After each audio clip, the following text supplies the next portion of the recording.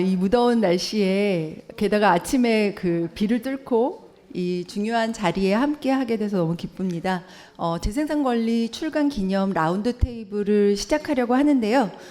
저는 오늘 전체 사회를 맡은 장다혜라고 합니다. 반갑습니다. 오늘은 이 행사를 함께 여러 가지 도움을 많이 주신 저희 공익인권법 센터의 센터장님이신 최기현 교수님께서 축사를 해주시겠습니다. 축사로 열어주시겠습니다. 감사합니다. 지금 프린트가 돼 있는 것 같은데요.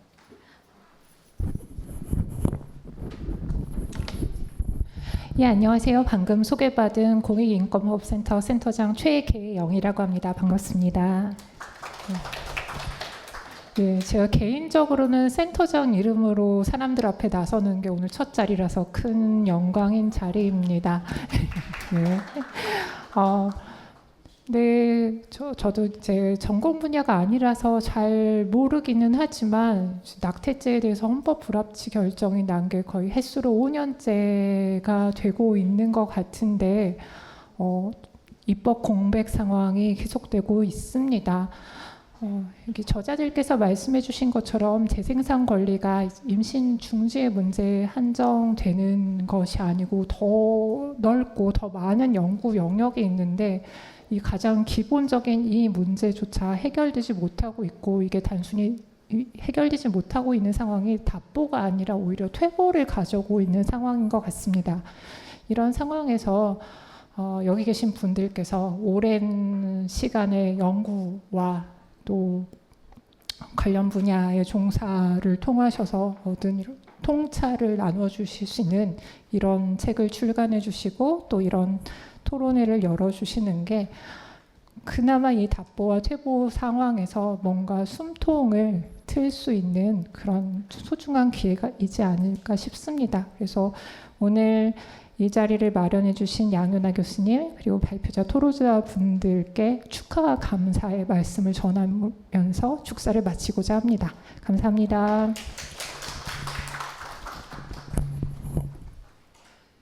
네, 감사합니다.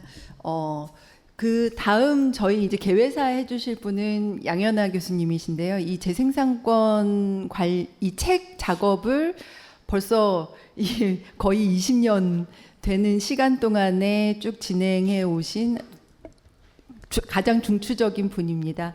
오늘 여는 말을 해주시겠습니다. 양연아 교수님.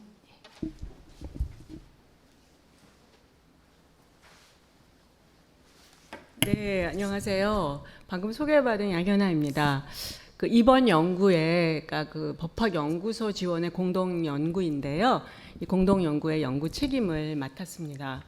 오늘 사실 정말 일기도 고르지 않고 우리가 공지한 시간도 매우 짧았음에도 이렇게 여러 저자분들이 이렇게 와주시고 또 언론에서도 관심을 가져서 지금 기자분께서도 참석하시고 또 서울대 중앙도서관에서 지금 촬영 서비스까지 이렇게 와주셔서 굉장히 정말 복이 많구나, 일단 행운이구나 이런 생각이 드는 이런 자리입니다. 물론 이 주제 자체가 그렇게 행운스럽지는 않고요. 굉장한 아픔과 시간과 깊이가 있는 주제이긴 한데요. 일단 오늘 자리는 저희의 재생산 권리 1권, 2권, 3권 시리즈가 모두 나왔다라는 것을 자축하는 그런 자리에 의미가 큽니다. 물론 이제 이 책과 함께 지금 현재 진행되는 우리 국가와 우리 사회의 국가의 정책 또 사회의 태도에 대해서도 연관지어서 돌아보는 그런 토론 자리가 될 것 같습니다. 잠시 이제 이 자리를 빌어서 이 연구에 좀 뭐라 그러나요? 짧은 또 긴 역사에 대해서 한번 생각을 해보았어요. 우선 오늘의 자리가 있게 된 계기는 사실 모두 다 아시는 2019년에 헌법재판소의 형법상 낙태죄 관련 2조항에 관한 헌법 불합치 결정이 내려진 거였지요. 그래서 2020년 말까지 이제 개정 법률이 마련될 것을 명령하였으나 아직 그 개정 작업이 국회에서 완결되지 않고 있는 정말 법의 사각지대 입법 공백이 지금 5년간 지속되고 있습니다. 저는 한 3년쯤 되는 시기에 2년쯤 되는 지난 시기에 이게 이래도 되는 것인지 너무나 여성의 건강과 전 국민의 지생산 건강과 복지가 침해되고 저출생이라는 프레임에서만 있는 거에 답답해서 사실은 법학연구소에 공동연구를 신청하게 되었습니다. 사실 그때만 해도 좀 막막했어요. 이 연구자들도 그렇고 예산 지원도 만만치가 않았는데 아무튼 굉장히 많은 지원과 또 우리 공유인권법센터도 역시 이렇게 지원해 주시고 오늘 센터장님도 이렇게 와 계셔서 꿋꿋하게 묵묵하게 이 연구를 계속 이제 시작할 수 있었고요. 사실은 저는 또 2012년에 우리 헌법재판소가 낙태죄 합헌 결정, 그때 4대4 결정이었는데요. 그때 저는 또 위원 의견을 가지고 참고인 준수를 했던 그런 참여가 있었습니다. 근데 위원 결정이 그때는 났었죠. 그리고 사실 제가 2003년에 서울대 법대에 임용돼서 되자마자 이 낙태죄가 너무나 좀 이상한 조문이라는 생각이 드는 거예요. 왜냐하면 낙태율이 굉장히 높은 사회이기 때문이죠. 처벌은 거의 없고요. 그래서 이때부터 이제 재생산 권리 세미나를 시작해서 2004년 11월에 낙태죄에서 재생산권으로라고 하는 당시 BK21 법학연구단 공유인권법센터 주최로 개최한 바 있습니다. 2005년에 그래서 같은 책으로 제목이 출간이 됐고요. 이제 그게 바로 낙태죄에서 재생산권으로라고 보니까 2004년에서 올해 2024년 이제 꼭 20년의 역사를 이 재생산 권리라는 연구로 지속해 왔구나 이제 이런 생각이 들고요. 그 모든 곳에 공익인권법센터라는 이 연구의 그 보금자리가 있었다는 것이 참 감사하게 생각합니다. 2022년 공동연구의 내용을 잠깐 말씀드릴게요. 이제 오늘 우리의 그 라운드 테이블이 그거에 관한 것일 텐데요.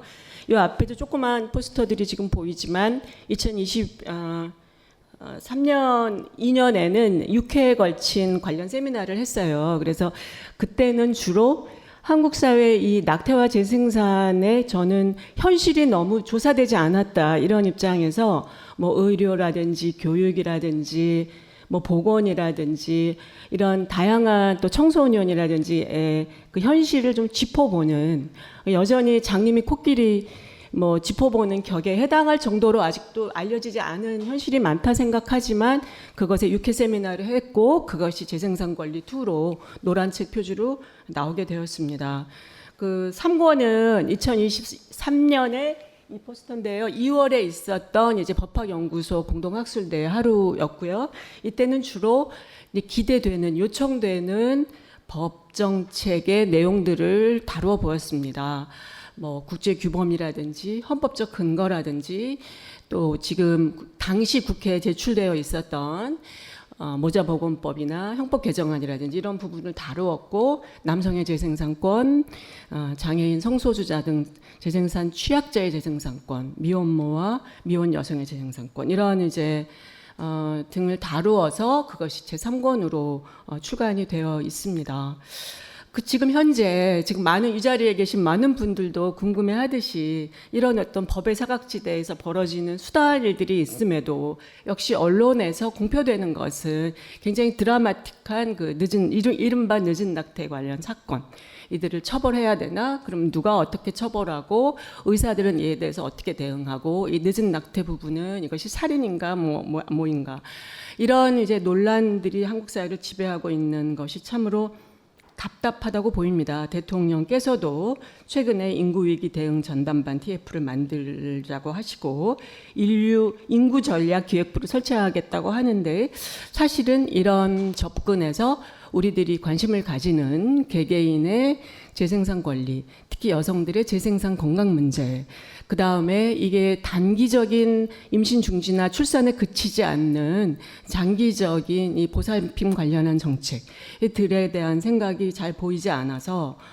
역시 우리는 오늘의 모임에서 이 포괄적인 재생산 정책 구축에 대한 논의를 하고 싶습니다. 이런 논의는 현재의 그 저출생 고령화 정책과도 저는 이제 깊은 관련이 있고요. 이제 그 부분을 우리의 이제 발언자들이 우리의 저자들이 말씀을 충실하게 해주시지 않을까 이렇게 기대를 하고 있습니다. 그러니까 저 개인적으로는 저는 미혼모와 미혼 여성의 그 재생산 권리를 얘기하면서 정말 광범위한 인구의 재생산 권리가 너무 보호되지 않고 있다는 취지고, 특히 혼인을 중심으로 한 출산의 배타적인 출산 정책이 아직도 지속되고 있다라고 하는 생각에서 가족과 노동 정책, 평등 정책으로 이 사안을 좀 접근을 했으면 좋겠습니다. 어쨌든 오늘의 그 세미나의 메시지가 이 우리 서암홀에서 널리 퍼지고 메아리가 쳐서 정책에 조금이라도 좀 보탬이 되었으면 하는 바람을 가지고 이제 시작을 해 보도록 하겠습니다. 오늘 참석하신 모든 분 정말 감사드리고요. 같이 연대의 마음에서 또 좋은 충실한 세미나 시간 됐으면 좋겠습니다. 다가 더 마련되어 있으니 편안하게 축하의 마음으로 자리해 주시기 바랍니다. 마치겠습니다. 네, 본격적으로 시작하기 앞서서 여러분들 사실 남는 거는 책과 사진이더라고요. 그래서 여러분들 지금 잠깐 여기 참석하신 모든 분들 앞으로 나오셔서 전체 기념 촬영 한번 하고 가겠습니다. 모두 나와주세요. 죄송합니다. 네, 저희 여기 축사를 해주시러 여기 서울대 법학전문대학원 원장님이신 이재민 원장님께서 축사하러 좀 뒤늦게 오셨네요. 예, 그래도 와주셔서 지금 해주십시오. 예, 감사합니다. 네, 안녕하세요. 저 이재민입니다. 오늘 날씨도 궂은데 이렇게 오셔서 감사드립니다. 우리 양현아 교수님께서 중요한 행사 또 출간 기념회 준비하셔서 오늘 즐거운 마음으로 이렇게 오게 됐습니다. 오늘 오후 좋은 시간 되시고 또 여러 가지 중요한 시기에 또 중요한 주제로 이런 행사를 하게 되어서 너무 반갑습니다. 열심히 뒤에서 잘 듣겠습니다. 고맙습니다. 네, 이제 소리 괜찮으세요? 약간 울리는 듯한 느낌이 있긴 한데, 네, 뭐 이렇게 통 속에 들어가는 느낌. 네, 안녕하세요. 저는 저희 첫 번째 라운드 테이블 사회를 맡은 아까 전체 사회를 맡았던 장다혜라고 합니다. 오늘 이 첫 번째 라운드 테이블은 바로 여러분들이 이게 아마 보실 것 같은데 재생산 권리 2권의 저자분들을 모시고 라운드 테이블을 진행하고자 합니다. 정말 너무 이 저자분들 고생하셨고요. 사실 이 2022년도에 하반기에 했던 이 세미나를 책으로 모아내는 작업이었고, 실제로 이제 책 작업 해주시면서 더 업데이트 해주시고 되게 이렇게 긴 시간 참여해 주셔서 너무 감사한 말씀을 다시 한번 드립니다. 오늘 이 자리에 지금 함께 해주신 분들 소개를 잠깐 드리겠습니다. 먼저 오른쪽부터 저희 김세롬 인제대학교 의과대학 교수님이십니다. 그 다음에 오영라 한국미혼모 지원 네트워크 대표님이십니다. 그리고 여기 윤정원 국립중앙의료원 산부인과 의사님이십니다. 그리고 최현정 희망을 만드는 법 변호사님이십니다. 그리고 나영 이게 너무 길어. 성과 재생산 성적 권리와 재생산 정의를 위한 센터 쉐어 대표님이십니다. 네, 라운드 테이블은 먼저 아마 책 얘기부터 시작을 해야 될 것 같습니다. 이 책이 사실 이 작업이 2022년부터 올해까지 좀 지속된 책 작업인데요. 이 책에 좀 어떤 내용을 담았는지 이거를 좀 집필할 때 쟁점이나 고민들 먼저 나눠주시면 좋을 것 같고요. 제가 한 5분 정도씩 돌아가면서 이야기를 하는 걸로 하고 앉은 순서대로 이야기를 시작을 하겠습니다. 그래서 김세롬 교수님부터 먼저 얘기를 해주십시오. 네, 혹시 발표자를 띄워서 같이 이야기해도 괜찮을까요? 네, 저는 지금은 인제대 예방교실에 있는 김세롬이라고 합니다. 그런데 여기에서 이제 책에 쓴 내용들은 사실 전부 다 시민건강연구소라고 하는 비영리 민간 국립연구소에서 여성 건강을 연구하는 과정에서 이제 만나게 된 문제들을 말씀을 드리는 건데요. 다음 슬라이드를 부탁드립니다. 사실 책에 있는 내용을 5분 만에 말씀드리기에는 제가 부끄럽게도 제일 길게 썼더라고요. 전체 챕터 중에. 그래서 내가 이렇게 할 말이 많았었나 이렇게 생각을 하면서 다시 읽어봤는데, 저는 공중보건학이라고 하는 학제의 연구자이고, 이제 이 임신중지를 둘러싸고 실제 이 서비스를 받는 여성들, 서비스를 제공하는 의사들을 인터뷰를 했었고, 근데 그 인터뷰 안에서 너무 막 속이 답답해서 정말 참을 수가 없는 거예요. 그래서 이제 제가 알고 있는 학제 안에서는 이제 보건의료 체계라고 하는 되게 중요한 내용이 있으니, 그것이 성체 생산 건강을 만났을 때 굉장히 많이 달라져야 하고, 기본적인 건강보장이라고 하는 틀 그 자체를 많이 다르게 만드는 인간의 새로운 권리로서의 재생산권에 대해서 공부를 해야겠구나, 이런 생각을 하고 고민했던 내용들을 담았던 것 같습니다. 그래서 이제 아까 5분이라고 하셨잖아요. 그러니까 당연히 책 내용은 각자 읽으셔야 되는데요. 다음 슬라이드 부탁드립니다.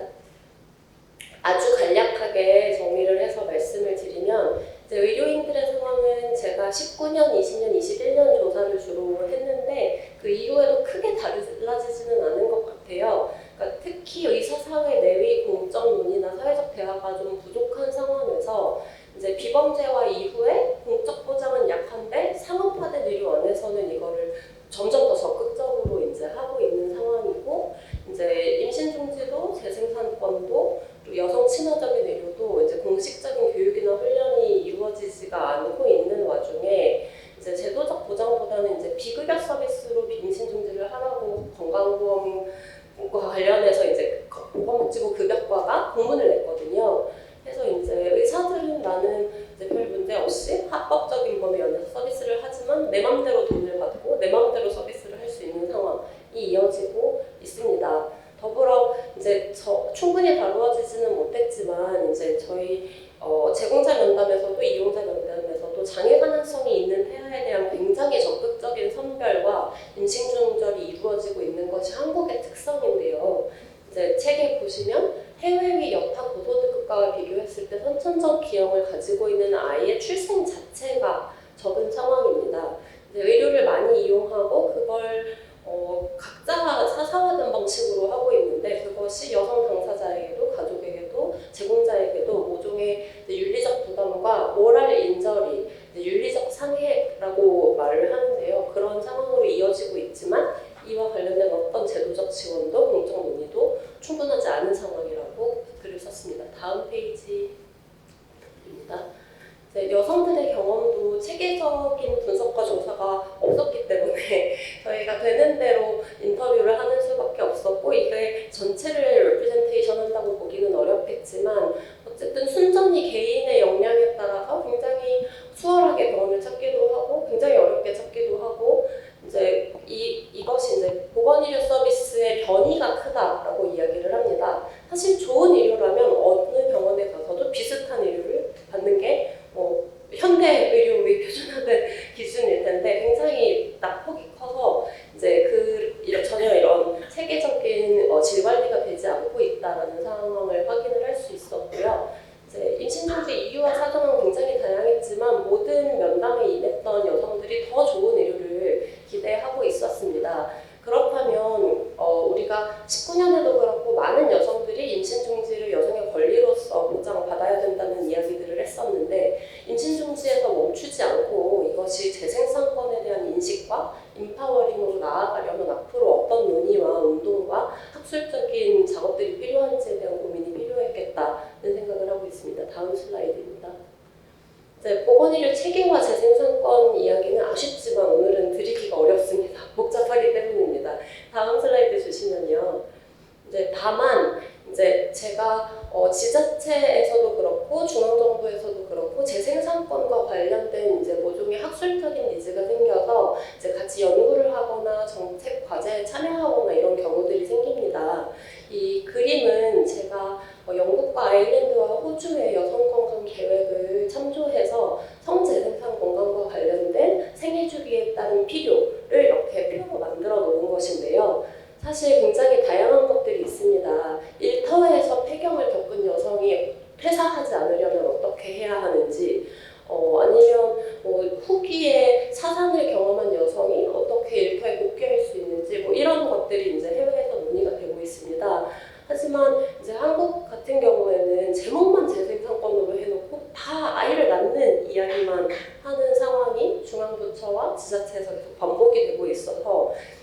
우리가 뭐 모종의 뭐 퀴어 퍼레이드에 대한 핑크워싱 비판 이런 것들을 하잖아요. 그거랑 비슷하게 국가가 인구 통제 정책이 후지다는 것을 드디어 이제 깨닫고 그렇게 하면 안 된다는 어떤 모종의 컨센서스가 이루어지니까 저출산 대책이라고 하지 않고 이름만 재생산권 정책 이렇게 바꿔서 여전히 난임 지원 뭐 이제 낳은 사람들에 대한 돌봄 뭐 이런 것들만을 배타적으로 하는 상황이 굉장히 문제적이고 앞으로도 재생산권이 뭐랄까요 이렇게 오염이랄까요 납치되지 않도록 열심히 이제 그 본디의 취지를 잘 살려야겠다는 생각을 오늘 와서 드리고 싶어서 이제 부산에서 왔습니다.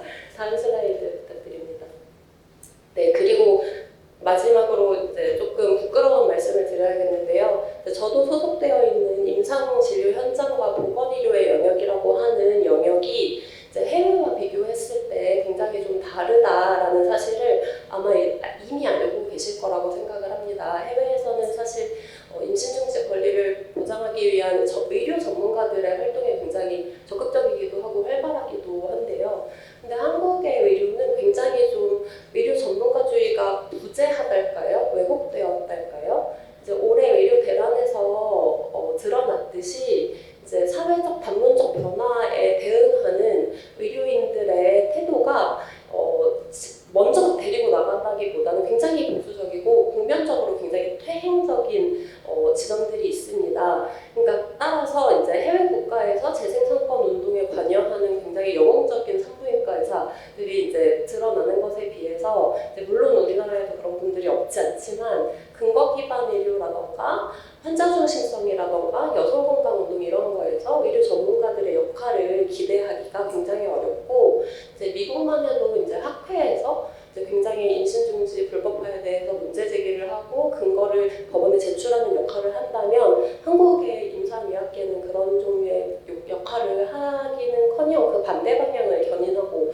있는 상황입니다. 이제 다만 한국에서 조금 힘이 센 것이 있다면 의료의 상업화 수준이 강하기 때문에 소비자들이 원하면 병원이 따라갑니다. 이제 시장적인 형식의 변화가 가지고 있는 한계가 명백하기는 하지만 사람들이 변하고 여성들이 변해서 마땅히 기대하고 찾는 의료가 달라진다면 이제 의료 제공자들도 그 압력을 완전히 피해가기는 어렵지 않을까 이런 생각을 합니다. 따라서 성재생산 건강 보장을 이제 전문가에게 의존하기보다는 조금 더 공적이고 시민사회가 견인하는 형태로 추구할 수밖에 없는 것이 아닌가 이렇게 생각을 하고요. 이제 마지막은 이제 한국의 상황이 그러하다고 하더라도 국제 규범으로서 성재생산 건강의 힘은 명백한 것 같습니다. 국제적인 학술지나 여성 건강 전문가들이 이제 몰두하고 있는 영역도 그렇고요. 그런 점에서 다음 슬라이드 주시면 이분이 이제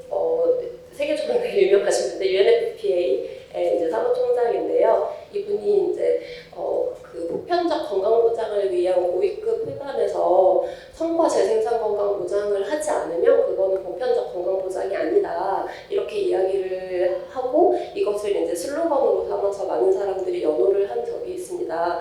한국은 이제 건강보험 도입하고 전 세계에서 제일 좋은 보험 있다고 국가가 막 떠들고 다니고 자랑하는 국가인데요. 사실 성재생산 건강 보장 전혀 하지 않고 여성 건강에 대한 충분한 고려를 하고 있지 않음에도 불구하고 그것이 누락되거나 없다는 사실 자체에 대한 인지가 없는 상황이라고 제도적으로는 생각을 합니다.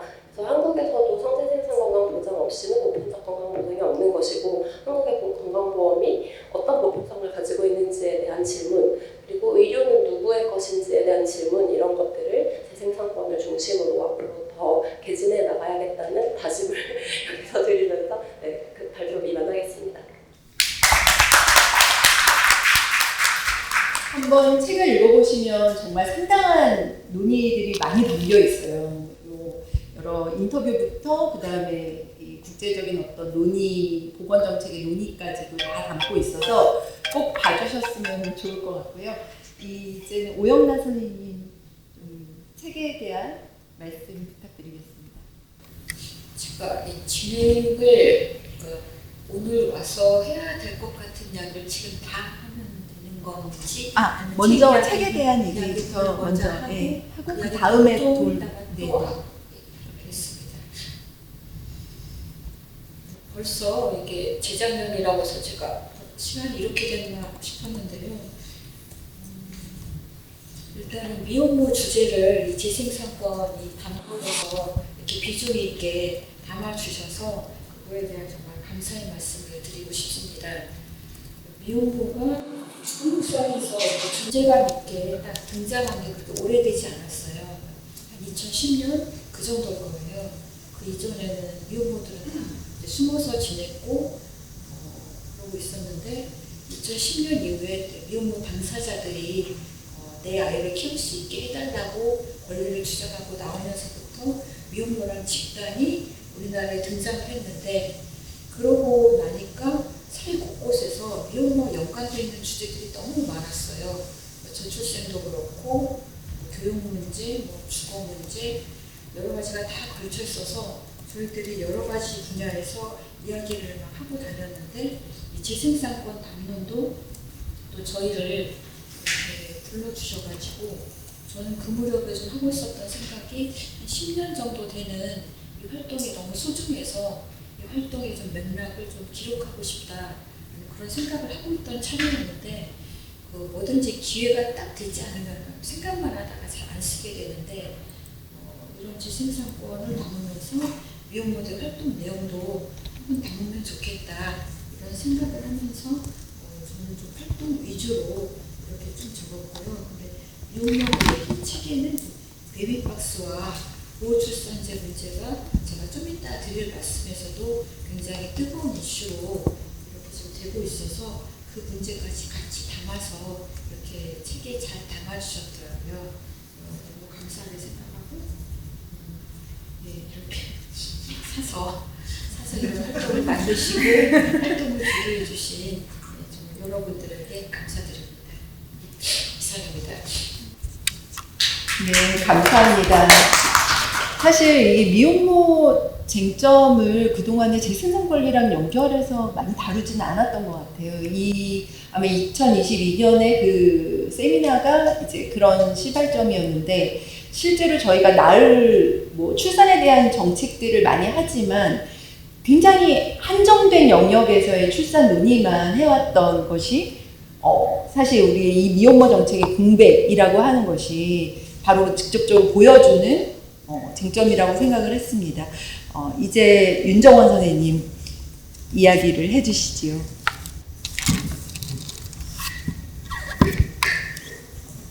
네. 안녕하세요. 국립중앙의료 산부인과의사 윤정원입니다. 저도 지금 그 스크립트를 따로 발표 자료를 따로 준비해오지 못해서 책을 쓰면서의 소고와 그다음에 소회와 그다음에 최근 상황들에 대한 이야기들 듣고 묶어서 얘기할 주제를 조금 준비를 해왔습니다.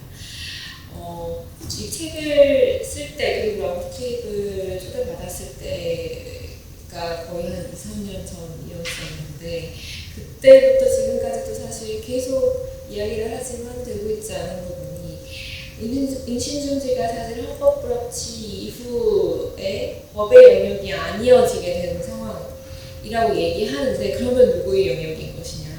의료 서비스의 영역이어야 된다라고 우리가 계속 얘기하고 있지만은 계속 안 되고 있는 부분들에 대한 문제 제기를 지금 2019년부터 지금까지 계속하고 있는 사람의 한 명으로서 사실 이게 의료 서비스이자 지금 김세훈 선생님도 발표해 주셨죠. 보건 정책으로서 임신 중지를 일반화하고 당연화하려면 어떤 것들이 필요한가에 대한 내용들이 이 책에 담겨 있습니다. 그래서 일단 제일 먼저 얘기를 시작했던 거는 재생산 건강과 권리를 좀 통합적이고 포괄적으로 보장하는 것. 그래서 임신 중지는 따로 그동안은 낙태죄, 낙태법이라고 해서 뭔가 특별한 어떤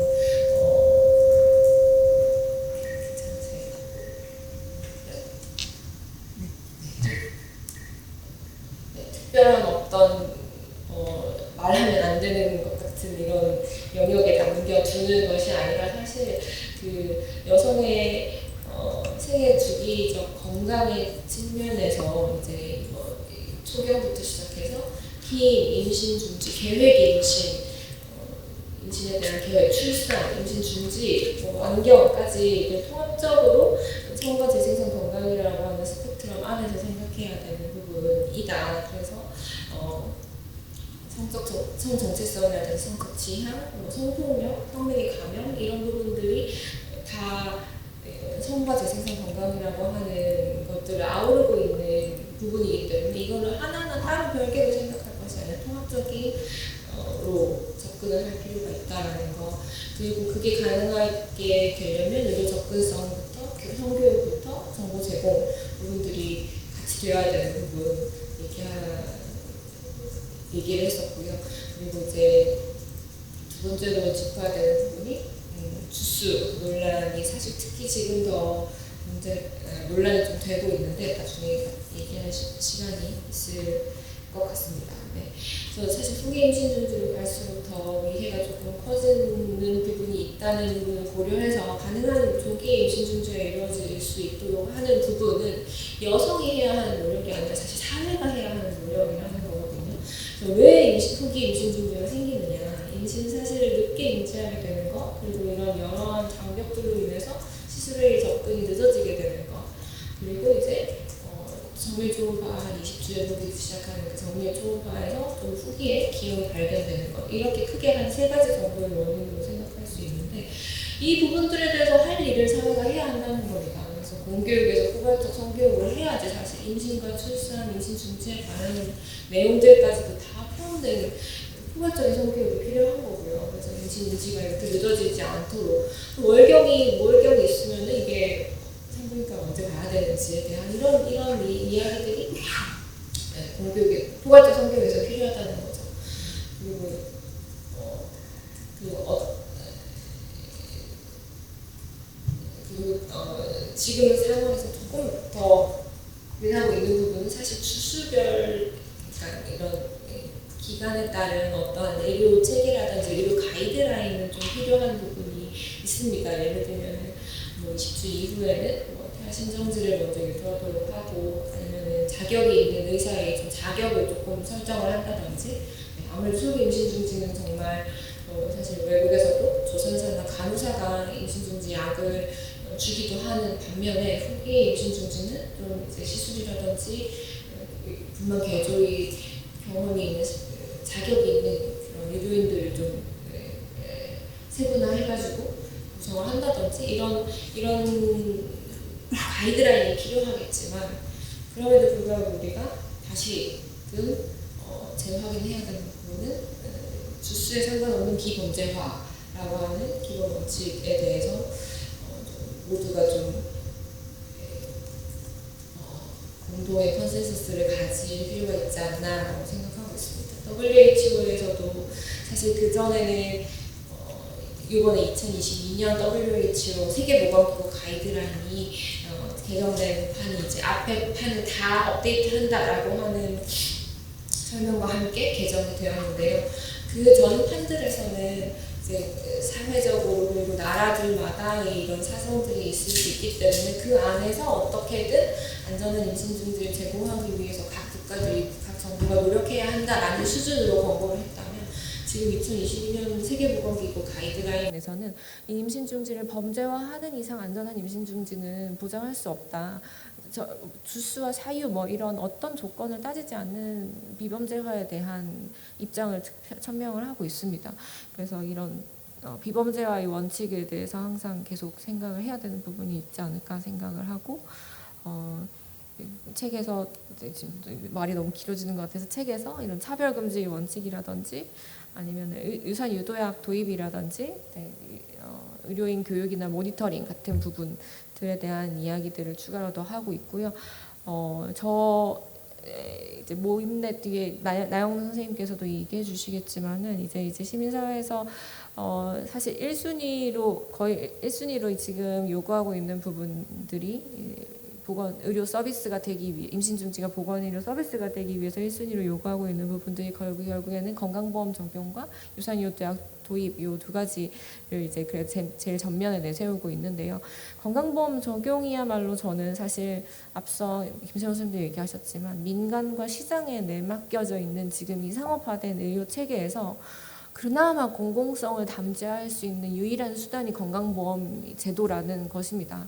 네, 민간병원이든 공공병원이든 이 건강보험 재정을 이용해서 수가라고 하는 체계를 가지고 어떤 규정되어 있는 인디케이션에 있어서는 어떤 치료를 해야 하고 하는 이런 체계들이 지금은 이런 수가 체제와 그다음에 건강보험 체계를 가운데 두고 돌아가고 있는 거거든요.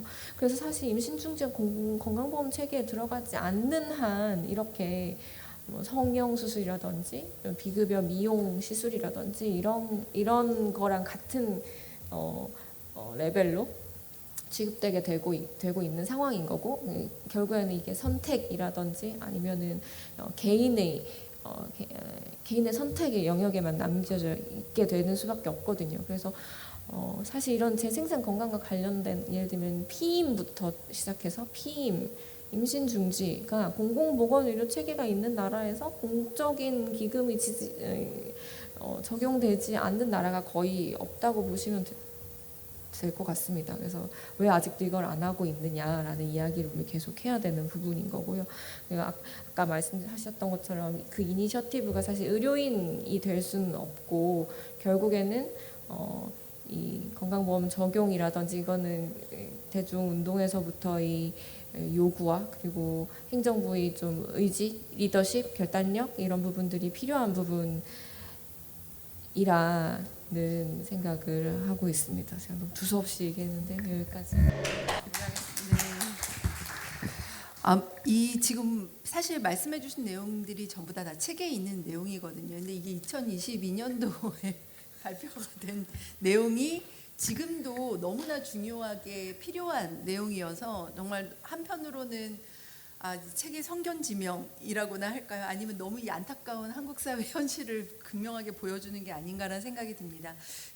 그 다음 말씀해 주실 최현정 변호사님은 사실 3부 쪽에 해당되시는 분인데, 제가 여기로 모신 것은 저희가 이번 2부 얘기할 때, 2권 얘기할 때 정책과 현실에 관련된 이야기들을 좀 해야 되는 상황에서 우리 최현정 변호사님이 해주실 이야기가 많을 것 같아서 제가 3부에서 뺏어서 여기 2부 죄송합니다. 뺏어서 제가 데리고 와버렸거든요. 네. 그럼 지금 최현정 변호사님 말씀해 주십시오. PPT 준비해 주셔서요. 예. 네. 안녕하세요. 저는 희망을 만드는 법에서 일하고 있는 최현정이라고 합니다. 저는 그 3부에서 빠진 것뿐만 아니라 제가 사실 필자가 아니고 토론자여서 토론문이 들어가 있거든요. 그래서 이거 말씀을 어떻게 드려야 되나. 왜냐하면 저는 그 전종희 교수님께서 잘 정리해 주신 기본권 체계에 대해서 토론을 했기 때문에 그것과 사실 이 주제가 딱 맞지는 않아요. 그래서 근데 이제 지금 이 자리에서 좀 드리고 싶은 말씀들을 좀 정리하는 방식으로 준비를 했고, 몇 장 안 됩니다. 그래서 짧게 좀 이야기를 하고 지나가면 좋을 것 같습니다. 네, 다음으로 넘겨주시면요. 주문을 좀 같이 읽고 시작을 하고 싶다는 생각이 들었는데 아니 그럴까요? 네, 네, 주문 읽어주시면 형법 제269조 제1항, 제270조 제1항 중 의사에 관한 부분은 모두 헌법에 합치되지 아니한다.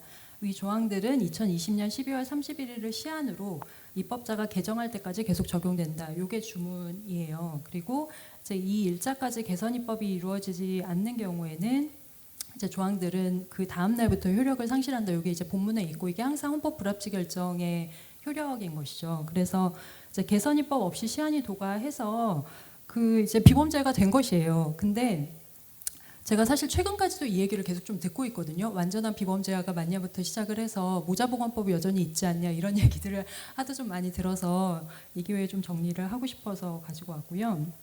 이 헌재 결정문이 페이지 수가 많습니다. 많은데 그 대부분의 내용은 형법 제269조 제1항 그 여성의 자기낙태죄 조항이 여성의 자기결정권을 침해해서 위헌이다에 할애되어 있어요. 그리고 나머지 두 문단, 그 30몇 페이지짜리 결정문 중에서 두 문단이 자기낙태죄 조항이 위헌이니까 그것과 공범관계에 있는 의사낙태죄 조항이 위헌이다. 이렇게 판단을 하고 있거든요. 그래서 사실 형식적으로는 법제처에 검색하면 조문이 아직 남아있죠. 남아있지만 이 나머지 조항들은 형법 269조 1항에 자기낙태죄 조항을 전제로 한 조항들이에요. 그래서 사실상 다 효력이 없는 거죠. 왜냐하면 우리가 그 공소장에 적용 법조를 기재하게 되어 있는데 그 270조만 기재하지 않습니다. 항상 자기낙태죄 조항이 전제가 돼요. 근데 지금 그 자기낙태죄 조항이 위헌이기 때문에 사실상 부동의 낙태죄를 제외하면 사실상 다 위헌인 상태가 맞다. 이렇게 좀 이해를 하면 좋을 것 같습니다. 그래서 지금 우리의 논의는 사실상 입법 공백이 없다기보다는 정확히 말하면 이제 뭐 적극적 권리 보장이나 이런 부분에 있어서는 공백이 있는 부분이 있지만 지금의 상태는 비범죄한 상태다. 법적으로. 좀 이렇게 정리를 하면 좋을 것 같습니다. 그리고 이 사건 같은 경우는 청구인이 의사였기 때문에 의사 부분을 특정한 거거든요. 왜냐하면 이제 다른 부분 뭐 조산사나 한의사나 이런 사람들이 청구인이 아니었기 때문에 이제 그것도 법 기술적으로 그렇게 된 것이어서 논리적으로 보면 자기낙태죄 위헌으로 나머지 조항들도 다 실효가 된 것이다. 그것과 공방 관계에 있기 때문에 이렇게 이해를 해주시면 될 것 같습니다. 그래서 이제 모자보건법 14조도 법제처 그 법령정보센터에서 검색을 하면 나와요. 나오니까 이게 살아있는 거 아닌가 이런 생각을 또 하시는 것 같은데 그 논리적으로 보면 모자보건법 14조도 자기낙태죄 조항의 위헌성, 의사낙태죄 조항의 위헌성, 그 어떤 형법 조항의 위헌성이 아니죠. 처벌을 전제로 해서 위법성 조각 사유, 그러니까 위법하지 않은 예외 사유를 규정한 거거든요. 근데 지금 이 앞에 전제가 위헌 결정을 받은 거기 때문에 사실 이 부분도 의미가 없는 거예요. 왜냐하면 우리는 어쨌든 자기낙태죄 조항이 자기결정권을 침해해서 위헌이라는 결정을 받은 거죠.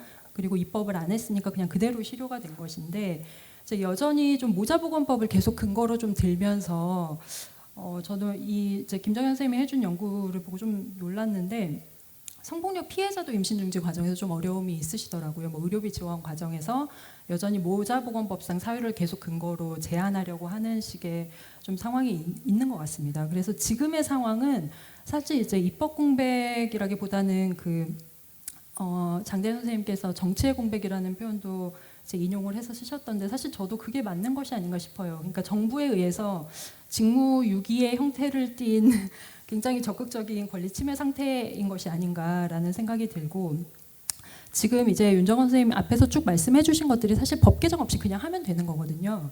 그러니까 유산유도제 도입 같은 경우는 법령에 따라서 그 수입 허가를 받아서 그냥 하면 되는 거고 건강보험 적용하는 것도 마찬가지예요. 입법 없이도 그냥 할 수 있고 물론 이제 미성년자 같은 경우에는 좀 고민이 필요할 수 있죠. 건강보험이 적용되더라도 이제 부모의 건강보험이 아닌 다른 방식으로 적용이 필요할 수도 있어서 이제 그런 고민은 있을 수 있지만 이런 것도 사실은 기술적으로 충분히 해결할 수 있는 문제입니다.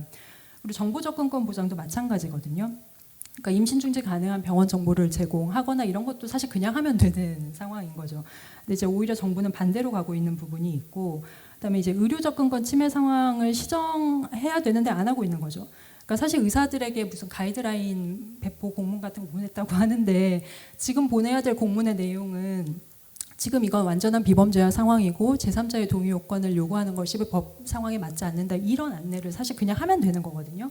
이제 그걸 안 하고 그냥 내버려 두고 있는 것처럼 보이면서 적극적으로 침해하고 있는 상태인 것 같습니다. 네, 다음으로 넘겨주시면 좋을 것 같고요.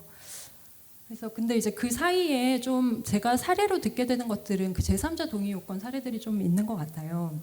그래서 이 부분은 사실 이제 그러니까 법적인 근거가 있는 것은 아닌데 관행으로 너무 굳어지다 보니까 입법이 좀 필요한 것인가 관련해서 좀 고민이 되는 부분이어서 이제 정리를 했는데요.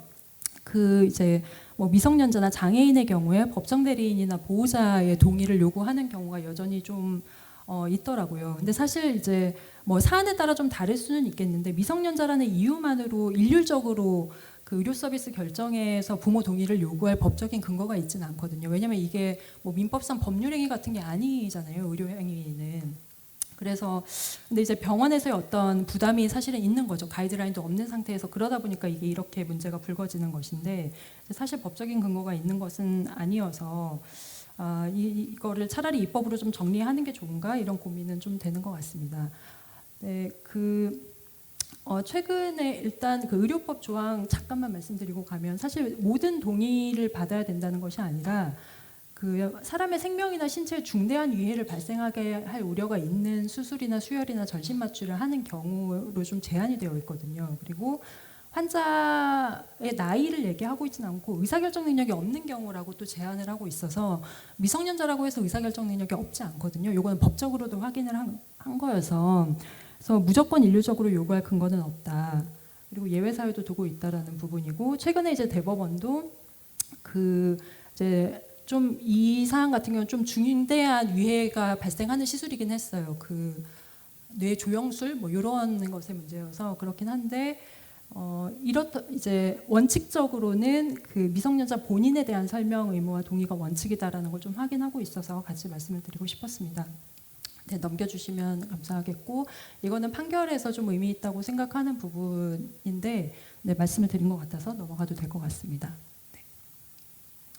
네, 그리고 이제 장애인에 대한 설명과 의사결정 조력을 위한 방안도 이제 법으로 하지 않으면 좀 어려운 부분이겠다는 고민이 드는 내용인데 이게 그냥 뭐 당연히 그냥 결정권이 있지 선언을 조금 더 넘어가서 이제 누가 어떤 방식으로 어떤 자료를 가지고 설명을 하고 동의를 받을 건지 이런 게 사실은 좀 절차가 보완될 필요가 있다는 취지에서 정리를 한 거고요. 그 다음 페이지로 넘겨주시면 감사하겠습니다. 네, 마지막인데요. 사실 이제 뒤에서 나영 대표님하고 나영정 선생님께서 더 자세히 말씀을 해주실 거라서 저는 그냥 요 얘기만 드리면 될 것 같습니다. 그래서 지금 사실 앞에서 말씀드린 부분 지금 임신 중지와 관련해서도 너무 좀 상황이 별반 다르지 않은 것처럼 느껴지는 상황이라 이제 그거를 좀 중심으로 말씀을 드렸던 건데 사실 이제 앞으로 입법을 한다고 하면 그 이제 성재생산 권리, 건강과 권리를 완전히 이제 실현하고 보장하기 위한 입법이 필요하기는 하죠. 근데 이제 그렇다고 했을 때 이제 제가 생각한 거는 사실 이제 기본법을 제정을 하고 그 개별 법률을 그 취지에 맞춰서 수정해 나가는 방식이 바람직하지 않을까 이런 생각을 하고 있는데요. 근데 지금 사실 이제 헌재 결정 내용을 단순히 반영하는 수준의 개정도 지금 좀 안 되고 있어서 아까 모자보건법 14조가 검색하면 나온다거나 뭐 이런 문제들이 좀 있어서 이런 시정이 좀 먼저 되기는 해야 될 것 같습니다.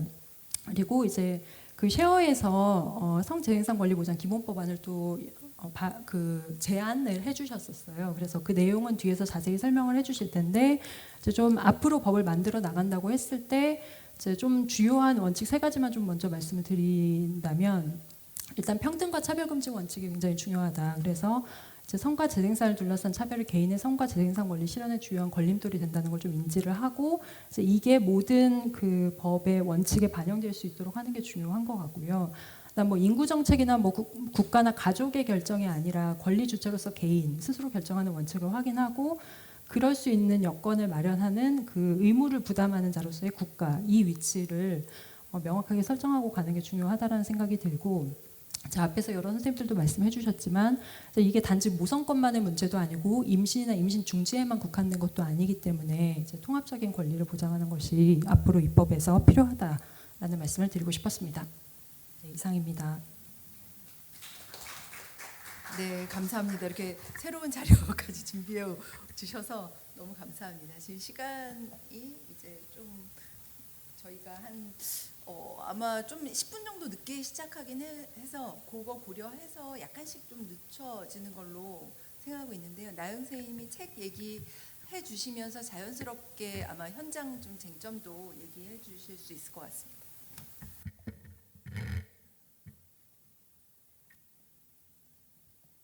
네, 안녕하세요. 네, 저는 성적 권리와 재생산 정의를 위한 센터 쉐어에서 활동하고 있습니다. 책에서는 헌법재판소의 헌법 불합치 결정문을 다시 보면서 이제 의미와 한계를 짚어보고 합법화에서 비범죄화로 간다는 게 어떤 의미인지 또 나아가서 재생산 정의의 방향으로 가야 하는 이유가 무엇이고 그것이 어떤 의미와 내용을 담고 있는지를 소개하는 내용을 중심으로 썼는데요. 저도 마찬가지로 당시에 발제자가 아니라 토론자였었기 때문에 좀 이제 그 내용을 중심으로 언급을 했고 사실 이제 오늘은 책의 내용보다는 현재의 상황에 대한 이야기를 좀 중심으로 말씀드리려고 합니다. 오늘 참석하신 많은 분들도 그렇겠지만 저도 이제 그 브이로그 영상이 본격적으로 문제가 되면서 지난 좀 한 달 이상의 시간 동안 굉장히 고도의 스트레스를 받는 시간을 보내고 있습니다. 보건복지부가 해당 영상을 촬영한 당사자와 의사에 대해서 살인죄 적용 여부에 대한 수사를 의뢰했다는 점이 가장 화가 나는 지점이었고, 바로 며칠 전에는 의협에서 범죄와의 전쟁이라는 표현을 쓰면서까지 후기 임신 중지를 한 의사를 자체적으로 징계하겠다는 입장을 밝혀서 또 스트레스를 갱신했는데요. 솔직히 저도 왜 브이로그를 찍었을까, 조작이지 않을까, 아니면 어떤 반대쪽에 되게 고도의 전략이 개입된 거 아닐까, 이런 음모론을 머릿속에 생각을 했는데, 차라리 또 조작이기를 바라는 마음도 솔직히 있었습니다. 그런데 문득 이런 생각이 들더라고요. 저를 포함해서 왜 아무도 이 여성이 안전하게 임신 중지를 하고 건강하게 회복해서 다행이라는 생각은 하지 않고 있을까? 사실 우리는 임신 23주 차에 여러 병원을 어렵게 수소문해서 전전한 끝에 수술 도중에 사망한 한 여성의 사례를 이미 알고 있습니다. 2012년에 헌법재판소 낙태죄 헌법 결정 후에 3개월 지났을 때 프로라이프 의사회의 병원 고발 여파가 계속되던 와중에 합헌 결정까지 되면서 임신 중지가 가능한 병원을 찾는 일 자체가 굉장히 힘겨운 때였고요. 많은 여성들이 해외로 임신 중지를 하러 갔고 비밀리에 위험한 병원을 찾아갔습니다. 온라인에서 브로커들이 등장해서 중국을 통해서 들여온 유산유도제 복제약을 도입해서 판매하기 시작한 것도 있대고요.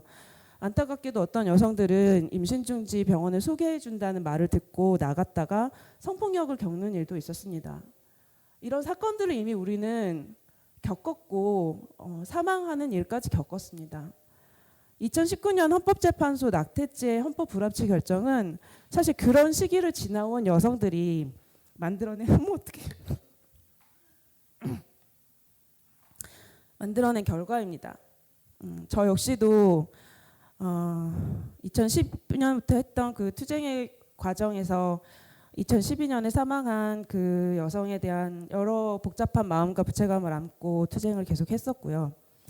그런데 왜 우리는 여전히 임신 36주 차에 다행히 사망하지 않고 심각한 후유증을 겪지 않고 안전하게 임신 중지를 받을 수 있었던 한 여성의 상황이 돼서 우선 현재 안전하고 건강해서 다행이라는 생각은 조금도 하지 못하는 것일까요?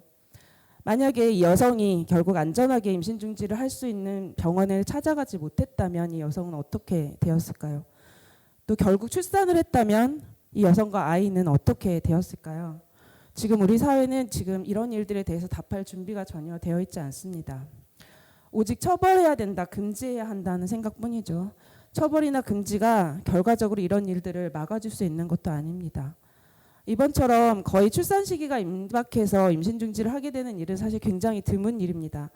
태아뿐만 아니라 여성에게도 위험 부담이 초기 임신 중지에 비해서 상대적으로 크죠. 하지만 처벌한다고 해서 발생하지 않는 일도 아닙니다. 처벌과 금지가 해결책이 되어버리면 이런 상황에 대처할 수 있는 공적 시스템 자체가 아예 무시되어 버립니다. 아무리 드물게 발생하는 일이라고 해도 이런 경우까지 고려한 의료 상담 지원 체계를 마련해야 하는 것이 정부의 역할이 되어야 합니다. 후기 임신 중지를 줄일 수 있는 가장 효과적인 방법은 임신 초기에 상담 의료 지원 정보에 대한 접근성을 최대한 높이는 것입니다. 그리고 불평등한 성적 관계, 실질적인 삶을 위한 사회경제적 지원 체계를 같이 바꿔나가는 것이 국가의 책임이 되어야 합니다. 올해 셰어가 포괄적 임신 중지 상담 지원을 위한 활동가 상담사 양성 과정을 준비하고 있는데요. 세계보건기구의 2022년 가이드나 캐나다, 뉴질랜드의 가이드를 중요하게 참고를 하고 있습니다. 그중에서도 2021년에 뉴질랜드 보건부에서 낸 임상 가이드와 상담 가이드를 보면서 많은 걸 깨닫고 있습니다. 지금 화면에도 나오고 있는데요. 이 임상 가이드의 첫 부분에서 뉴질랜드 보건부는 이렇게 말합니다. 지금 화면에 띄워진 이 보건부 사이트에 임상 가이드와 상담 가이드를 다운받을 수 있는 구체적인 정보가 있고요.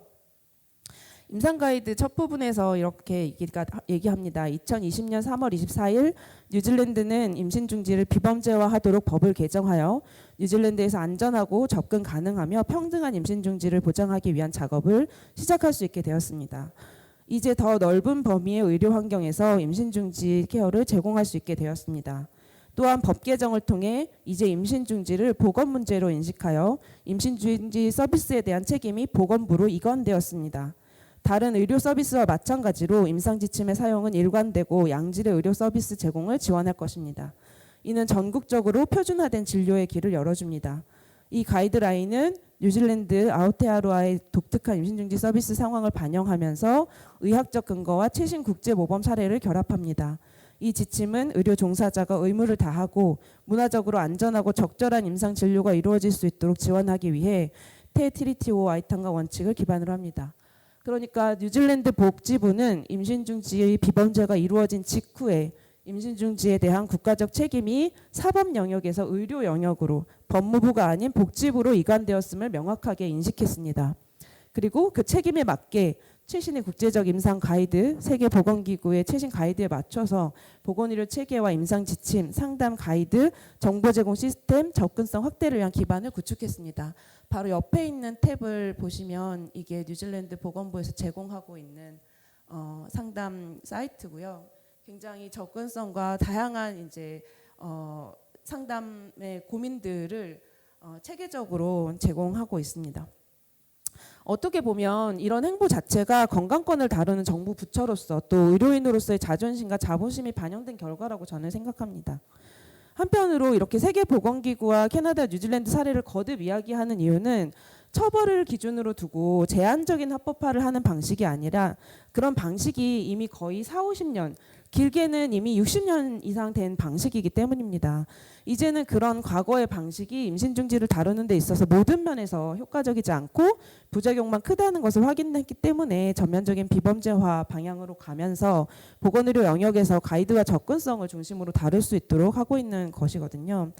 독일도 비범죄화 방향으로 가야 한다는 요구 엄증이 커지고 있고 프랑스도 우선 헌법에 임신중지 권리를 명시했습니다. 그리고 세계보건기구가 법정책 가이드를 별도로 마련하면서 이 다음 옆에 탭을 보시면 스크롤 조금 아래로 내려주시면 중간에 조금 더 내려주세요. 진한 남색으로 조금 더 내려주세요. 더 쭉 내려주세요. 네, 화면에 오른쪽 하단에 보시면 법정책 가이드가 있습니다. 이 법정책 가이드에 각국이 세계보건기구의 비범죄와 권고에 맞는 법정책을 그리고 반차별 원칙, 접근성 확대 원칙에 맞는 법정책을 실행하고 있는지에 대한 자체 점검 질문표가 있어요. 이것까지 만들어서 지금 배포를 하고 있습니다. 그리고 그 연계 체계 구축에 있어서 이 법정책 서비스의 대상을 장애인, 이주민, 난민, 청소년, 임신 경험을 할 수 있는 성소수자까지 확대하고 그 집단의 요구와 필요를 고려하도록 제시를 하고 있습니다. 이제 마무리를 할 텐데요. 저는 지난 낙태죄의 역사, 인구를 경제개발의 수단으로 다루는 인구정책의 역사 속에서 한국의 보건의료 환경과 임신중지에 대한 인식이 60년 이상 후퇴한 상태에 놓여 있었다고 생각합니다. 헌법 불합치 결정은 앞에서 최현정 변호사님이 얘기하신 것처럼 이 해당 법조항이 위헌성이 있다는 걸 확인한 것이고 법의 폐지가 필요하다고 판단한 것이고 다만 개정이 가능한 기간을 설정했을 뿐입니다.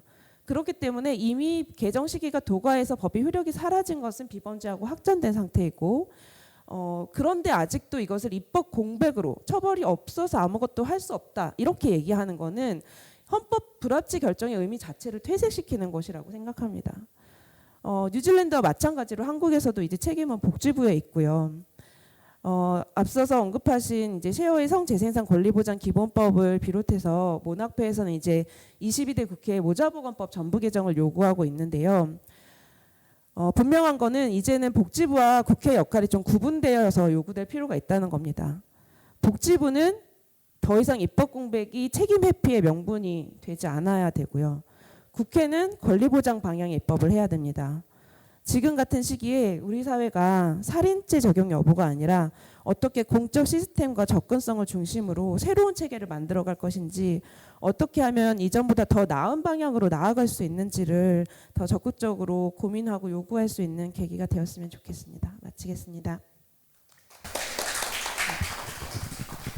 너무 정말 보건복지부에게 들려주고 싶은 이야기인데 지금 현재 상황은 사실 계속 희한하게도 낙태죄 범죄화 얘기가 다시 떠오르는 게 저는 너무 놀라웠어요. 마치 낙태죄 범죄화를 통해서 후기의 임신 중지가 모두 안 될 것처럼, 뭐 임신 중지가 아예 중단될 수 있을 것처럼 상상하는 그 상상력은 도대체 어디서 오는 건지 모르겠는데, 뭐 언론에서도 지속적으로 보도하는 방식이 낙태죄가 없어서 지금 그게 공백인 상황이어서 이렇다라는 식으로만 얘기하는데, 나영 선생님은 지금 그 문제가 왜 일어났는지에 대해서 명확하게 좀 설명해 주신 것 같아요. 이제 좀 사실은 저희가 뭐 이렇게 시간이 많진 않지만 그래도 원래 사실 하려고 했던 좀 이제 추가 약간 그때 고민들이 지금 좀 어떻게 좀 쟁점화가 되어야 될지, 어떤 논의가 더 되었으면 좋겠는지에 대해서 김새롬 선생님부터 얘기를 다시 해주시면 감사하겠습니다. 네. 추가 공부를 하지 않아도 계속 교착 상태에 있는 상황이라서 어떤 이야기를 같이 나누어야 좋을지 조금 고민스럽기는 한데요. 근데 이제 예컨대 보건복지부 이야기를 계속 하셨잖아요. 한국의 보건복지부 이야기를 뭐 밑도 끝도 없이 할 수는 없는 일인데, 예컨대 지금 이런 업무를 담당하고 있는 출산정책과라고 하는 과가 있습니다. 그 출산정책과가 사실은 그 앞에는 약간 모자보건과 같은 시절이 잠시 있었대요. 이제 가족계획을 하는 과정에서 인구정책을 하는 과가 먼저 왔다가 이제 80년대에 이렇게 피임만 시키고 여성들은 막 IUD 넣고 쇼크 생기고 약물 부작용 생기는데 그런 것까지 챙기지 않으면 안 되지 않냐, 이래서 모자보건과로 갔다가 없어졌다가 다시 출산정책과가 이제 인구정책실 아래 생겼는데요. 그 과의 그 핵심 업무 중에 임신중지 예방이 있습니다. 이제 그거를 그래서 이제 바꿔주겠구나 이렇게 생각을 하고, 생각날 때마다 조직도에 들어가서 해당 업무를 이렇게 찾아보는데 지금도 있을 거예요, 아마. 그러니까 법이 바뀌고 사회적 규범과 인식이 바뀌고 사람들이 생각하는 권리가 달라지는데, 그것에 대한 정부의 반응성이 너무 낮다? 그런 생각을 많이 하고, 이거를 이렇게 열심히 운동으로 하는 일각에서의 노력이 있지만, 한국 사람들은 너무 바쁘고 거기까지 알고 같이 요구를 하는데 힘들다면 또 답 없는 얘기로 바뀌네요. 어쨌든 이제 하려는 얘기는, 한국 보건부, 그러니까 건강을 다루는 보건부가 여성 건강에 대해서, 재생산권에 대해서 반응성이 있을 수가 없는 조직 구조를 가지고 있고, 그거에 대한 정치적 압력도 없는 상태여서 갑갑하다는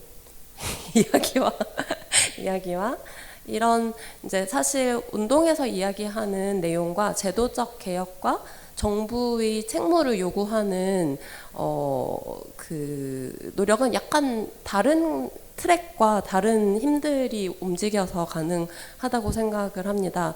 이제 오늘 그 서울대학교 법학대학에서 이렇게 많은 분들이 모여서 이 이야기를 한다고 하더라도, 그것이 학술과 정책과 제도와 운동의 어느 위치에 있는지는 저를 포함해서 각자 조금씩 위치가 다를 것 같은데, 조금만 더 서로 연결되고 조금만 더 오지랖을 부려서 그것을 이어낼 수 있는 노력을 계속 해나갔으면 좋겠고, 이런 자리를 만들어주셔서 이런 이야기를 할 수 있어서 그래도 다행이라고 생각합니다. 네, 이상입니다.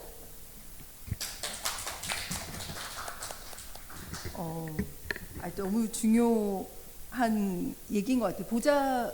지금 모자보건법을 담당하는 게 보건복지부 출산정책과인데, 사실 이걸 출산정책으로 다룬다는 것 자체가 여전히 지금 여성의 건강 혹은 그러니까 건강이라고 하는 차원으로 접근하지 않고 있다는 것을 너무 분명하게 보여주는 징표임에도 불구하고, 그러니까 얘기는 계속 지금 이런 식으로 위축되어서 뭐 기껏해야 결국에 이제 뭐 살인죄 적용 여부나 생각하는 이런 방식으로밖에 대응하지 못하는 한계가 그 부분에서 나온다고 생각을 하고요. 이 자리로부터 사실 이렇게 연결되면 참 좋은데, 저희가 암만 연결되더라도 왜 거기랑 연결이 잘 안 되는 걸까요? 그 오영란 선생님도 준비해 오신 사실 고민들이 있으실 텐데, 나눠주십시오. 임신기하고 출산 관련해서 그러니까 가장 먼저 입법화된 게 그 이른바 보호출산법입니다. 그러니까 올해 7월 19일부터 지금 시행되고 있는데 이것은 정말로 저희가 원하던 그림이 아니었어요. 저희는 임신 초기부터 좀 상담과 좀 임신 중지에 대한 지원과 그다음에 출산과 양육에 대한 좀 안정적인 그 준비를 할 수 있는 저희는 이제 보편적 임신 출산 양육 지원 체계를 계속 주장하고 있었는데 이것이 이상한 그림으로 지금 가버렸습니다. 그래서 어젠가 그 언론에서 보호출산으로 태어난 아이가 태어나서 된 아이가 지금 16명이다 이렇게 들었는데 과연 이 아이들이 평생 나의 부모는 나의 존재를 원하지 않았고 내가 숨기고 싶었다는 그 정체성을 가지고 평생을 살아갈 그 고통에 대해서 저는 이제 그걸 볼 때마다 마음이 막 무너져요. 그거를 했기 때문에 뭔가 보건복지부가 할 일을 한 것처럼 그 많은 일들을 하지 않으면서 이렇게 하고 있는 모습에 대해서 참 좀 답답하고요. 보호출산제 이후에도 다른 분들이 보아하니 많이 말씀해 주시겠지만 일단 법 자체로도 저희가 많이 지적하고 있는 것은 출생 후 1개월까지 그 익명 출산을 엄마가 선택할 수 있게 되어 있어요. 이게 뭐냐면은 출생하고 일주일 얼마면은 아이가 장애가 있는지를 다 알게 돼요. 그래서 장애가 있는 아이를 생후 한 달까지 이 아이를 그냥 익명 출산으로 보내서 부모를 절연시키는 이것이 합법적으로 가능하게 되어 있다라는 다른 나라에는 이런 입법례가 없어요. 그러니까 독일이나 프랑스에서도 임신기에 익명 출산을 선택할 수 있는 것이지 아이가 태어나고 그 아이를 보고 이 아이는 안 되겠다 이러면서 이렇게 보내버리는 이런 제도는 없거든요. 그래서 이건 너무 독소조항이고 또 하나는 아까 장애 여성에 대해서 이 보호출산법은 기가 막힌 게 동의도 아니에요. 동의도 아니고 보호자가 법정 대리인이 그냥 익명 출산을 신청할 수 있다 이렇게만 되어 있어요. 이 과정에서 당사자의 권리는 어느 곳에도 다 배제되고 있는 이렇게 법을 만들어 놨거든요. 그래서 이거는 장애 아마도 좀 이따 말씀해 주실 거예요. 그래서 이 두 개가 그래서 저희는 일단은 보호출산제, 익명출산 자체는 폐지되어야 한다라고 좀 이렇게 주장을 하고 있고, 근데 이것이 시간이 걸릴 것이기 때문에 그 과정에서 저희가 지금 계속 좀 체크하고 요구하고 있는 부분은 위기 임신 이거를 와서 그 상담하는 그 여성에 대해서 얼마나 제대로 상담이 되고 있는가, 이것이 선택했을 때 이 아이가 가져올 그 이후의 과정, 결과, 그다음에 양육을 만약에 본인이 했을 때 어떤 것들을 지원받을 수 있는지 이런 거에 대한 상담이 제대로 되고 있는지 이거에 대한 모니터링과 확인을 일단은 현실적으로는 계속 할 생각입니다. 그리고 저희가 좀 과정에서 그 임신 중지에 대해서 과정에서 좀 생각했던 거는 특히 미성년자의 경우에는 저희가 정말 그 수백 명의 그 미성년 미혼모를 만나봤지만 단 한 명도 본인이 원해서 임신을 하고 출산까지 간 임신하고 이후에는 생각이 바뀌어서 출산까지 가는 경우는 있죠. 하지만 본인이 원해서 임신을 한 경우는 없었어요. 그래서 이 친구들이 그러니까 초기에 제대로 된 좀 정보와 상담을 받을 수 있다면 또 이 친구들의 인생은 달라졌을 거라 생각하거든요. 그래서 이 미성년자에 대해서는 정말로 상담이 필요하고, 저는 이 친구들을 정말 상담 조건부라도 해서, 아니 낙태를 조건부라도 해서 좀 상담을 시켜야 되는 거 아니냐. 그리고 지금까지 성장 과정에서 제대로 된 어른을 한 번도 만나보지 못한, 자신을 성적 대상으로만 보는 이런 사람들만 만났던 이 친구들에게 제대로 된 어른이 한 번이라도 접근을 해서 제대로 상담할 수 있는 계기를 좀 만들어줬으면 좋겠다. 그래서 특히 미성년의 그 임신 중지에 대해서는 정말 중요한 권리로 보고, 그러니까 성인 여성과 또 다른 차원에서 좀 보장해 줘야 되지 않는가, 이런 생각을 좀 계속 하고 있습니다. 이상입니다. 지금 보호출산제 얘기를 해주셨는데 저희 책에 사실 이 미혼모와 보호출산제가 되게 중요하게 쟁점으로 들어가 있습니다. 이게 사실 정말 어이가 없죠. 이게 낙태죄가 이제 어쨌든 헌법 불합치 결정으로 비범죄화된 이후에 어떤 식의 정책도 제대로 수립이 안 됐는데 전 보호출산제 이렇게 빨리 통과하게 될 줄은 사실은 정말 상상을 못했거든요. 굉장히 논의할 쟁점도 많이 있고 우리 사회가 사실 진짜 임신과 출산에 대해서 어떻게 생각하고 있는지를 너무나 이게 어떤 출산들은 그냥 묻혀져야 되는 출산이고 단절되어야 되는 임신인 것처럼 이야기를 하는 태도가 여기서 정말 극명하게 보여줬다고 생각을 하고요. 그런 부분에서 지금 오영란 선생님이 말씀해 주신 여러 쟁점들이 사실 진지하게 논의돼야 되고 그다음 모니터링 돼야 되고 과연 우리가 이것을 계속 유지해야 되는가에 대한 논의도 함께 연결될 수 있을 것 같고요. 그중에 중요한 제기를 해주셨는데 미성년자의 임신과 관련해서는 또 다른 좀 쟁점들을 얘기를 해주셨어요. 이것과 연결해서 혹시 윤정원 선생님 얘기를 해주실 내용이 있을까요?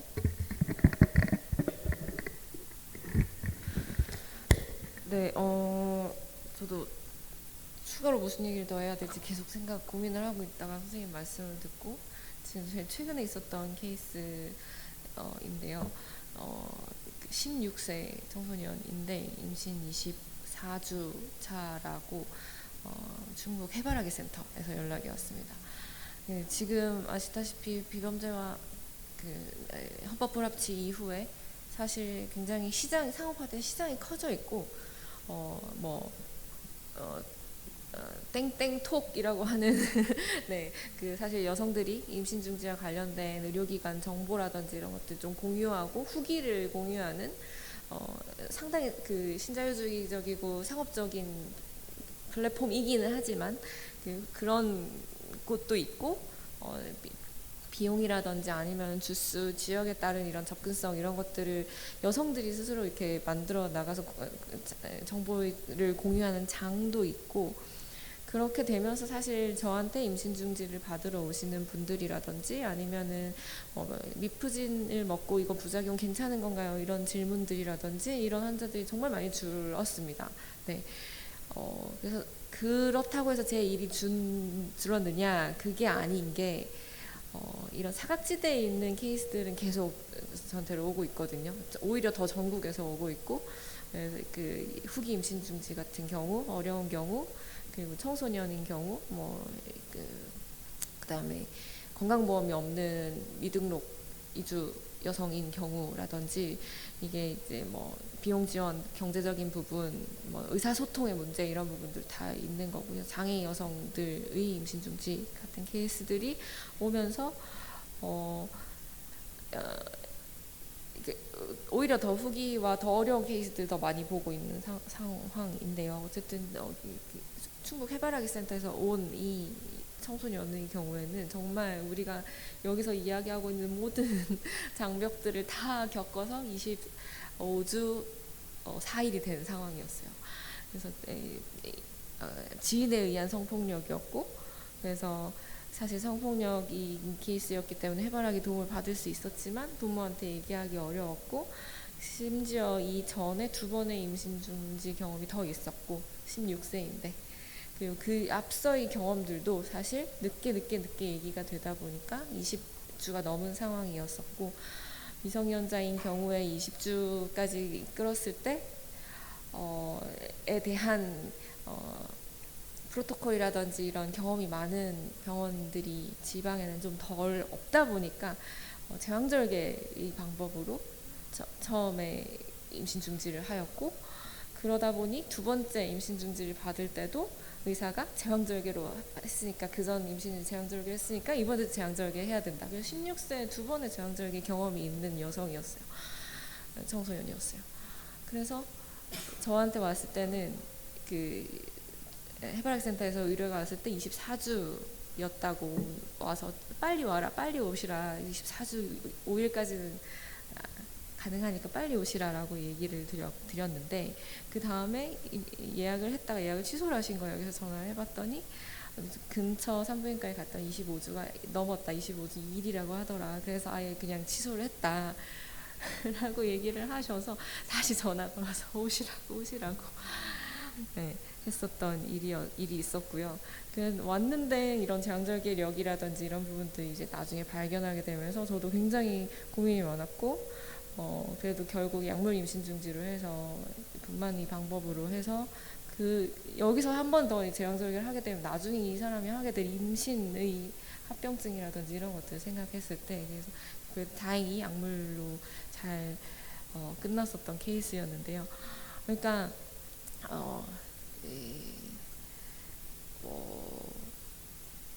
네, 25주까지 끌게 된 경우도 결국에는 그 가해자에게 임신의 사실을 이야기를 하고, 널 성폭력범으로 고소하지 않을 테니 임신 중지 비용을 달라라고 네고시에이션을 해보려고 했지만 이 청소년이 그 협상력이 얼마나 있었겠습니까? 끌다 결국에는 잠적을 한 거죠. 그래서 25주가 된 거였었던 거죠. 그래서 어머니한테 얘기해서 온 케이스였는데, 그러니까 정말 이 친구 같은 경우에는 청소년으로서 보호받아야 되는 부분, 성폭력 피해자로서 보장받아야 할 권리, 모든 권리란 권리는 다 있는 상황이었지만 그 권리를 행사할 수 없는 주체였었던 거였고, 누구도 보장해주지 않는 주체였었고, 그리고 안전한 임신 중지 이 가이드라인이라고 하는 것이 WHO의 가이드라인 나와 있지만은 전혀 한국 맥락으로 이제 번역되지 않아 있고, 보건복지부에서도 이제 헌법 불합치 이후에 그 산부인과 학회에 의뢰를 해서 의료 가이드라인을 이제 이렇게 만들었었거든요. 2020년에 산부인과 학회에서 최초로 임신 중지와 관련된 임상 가이드라인을 발간을 했습니다. 근데 거기에서 약물적인 부분은 다 빠져 있고요. 왜냐하면 우리나라는 약물이 도입되지 않기 때문에, 불법이기 때문에 쓸 수 없다.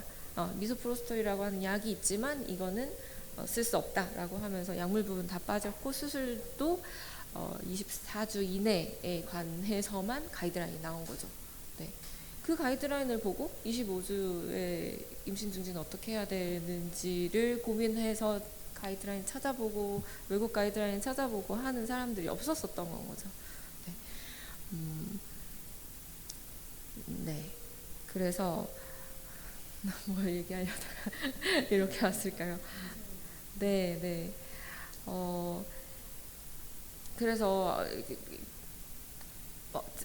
일단 비범죄가 된 것만 하더라도 너무 축하할 일 아니냐. 외국에서 나가보면 모두 다 그렇게 얘기를 하고 있습니다. 비범죄하던 나라가 캐나다와 너네밖에 없는데 이런 식의 축하를 받고 있는데, 현실에서는 전혀 축하받을 만한 상황은 전혀 아니고,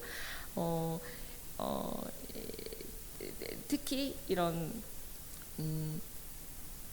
아까 김채원 선생님 베리에이션 이야기를 하셨는데, 받을 수 있는 분들은 다 받을 수 있지만은 아직도 이 제도가 정비되어 있지 않고, 그다음 제도의 사각지대 바깥에 있는 분들은 결국 사회경제적으로 어려운 위치에 있는 사람들, 더 자원이 없고 정보가 없는 사람들이 더 안전하지 못한, 더 후기의 이런 쪽으로 내몰리고 있는 상황이라는 거를 조금 아셔주셨으면 좋겠고, 그렇습니다. 네.